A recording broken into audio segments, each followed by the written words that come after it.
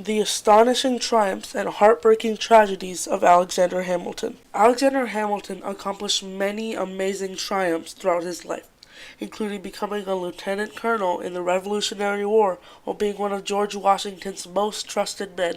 He also created a national bank and wrote the Federalist Papers, all of which still affect us today.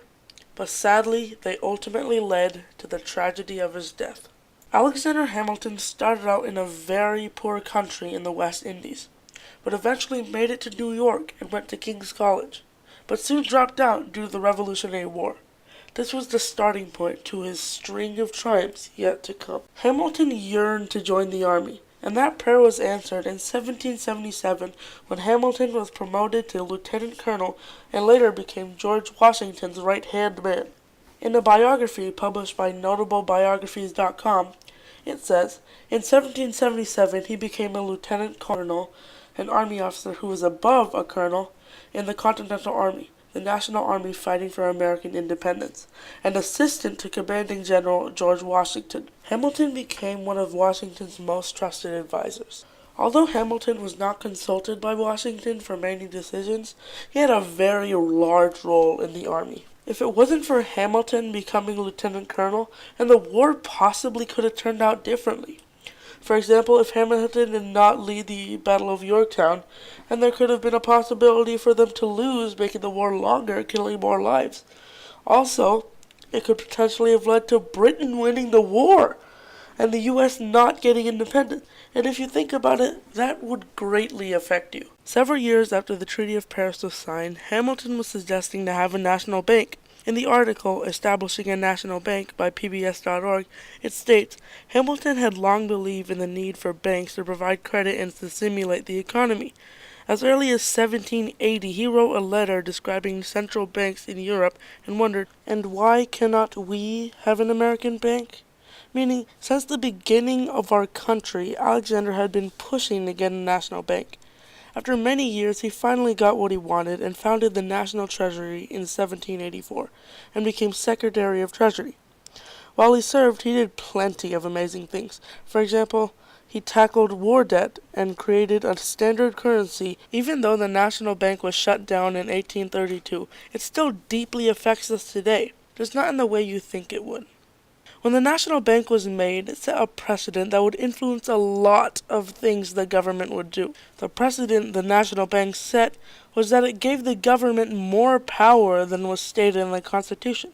And you might think that that's not a good thing, but if it wasn't for that, we wouldn't have the EPA, the Environmental Protection Agency, the FDA, the Food and Drug Administration, the FCC, the Federal Communications Commission. Do you want me to continue? Think about life without those. Because the Constitution doesn't specifically say anything about environmental protection, for example. So without that precedent that the National Bank set, our life would be completely different. And in a bad way. In the year 1787, the Constitution was made to replace the Articles of Confederation. And seeing the Constitution, Hamilton wanted people to support it because he truly believed that it would work and guide this country for centuries. And so he got together with John Jay and James Madison to write a series of essays revolved around getting more people to support the new U.S. Constitution. An article published by LOC.gov says, the Federalist Papers were a series of 85 essays urging the citizens of New York to ratify the new United States Constitution. Written by Alexander Hamilton, James Madison, and John Jay, the essays originally appeared anonymously in New York's newspaper in 1787 and 1788 under the pen name Publius.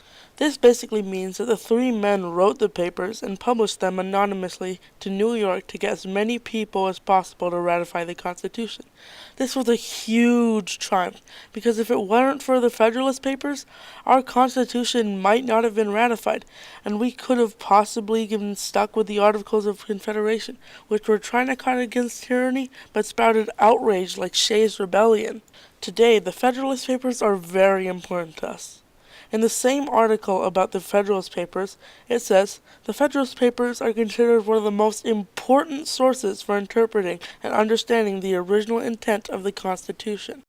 Although after this point, Alexander Hamilton's life sadly went downhill. Aaron Burr was a man that Hamilton has had a rivalry with for a long time, and some of the things that Burr did, Hamilton hated, and some of the things that Hamilton did, Burr hated. In a letter that Burr sent to Hamilton in June of 1804, it states, "With these impressions I was greatly disappointed in receiving from you a letter which I could only consider as evasive and which in manner is not altogether decorous." This basically means that Burr is fed up with the way Hamilton is being childish. But the main reason that Burr had a grudge against Hamilton was the election of 1800. The main candidates were John Adams in the Federalist Party and Thomas Jefferson and Aaron Burr in the Democratic Republican Party. So before the election, Hamilton published support to one of the Democratic Republicans, and to everyone's surprise, he supported Jefferson.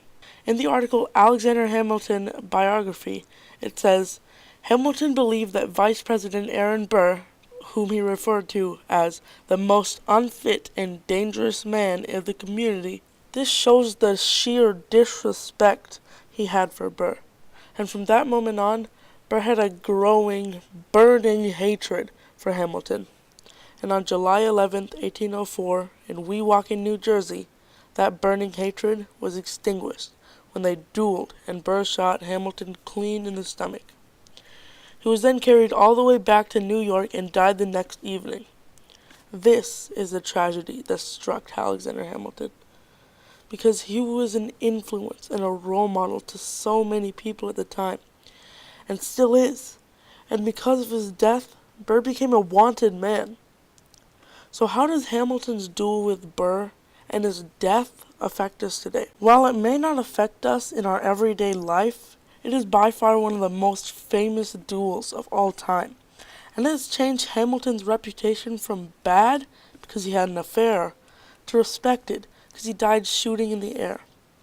And so whenever people think of Hamilton or refer to Hamilton, they refer to his triumphs instead of his tragedies. In conclusion, Alexander Hamilton had many triumphs that were vital to the aid of America and his journey to become a great country, but also had tragedies that resulted in his death.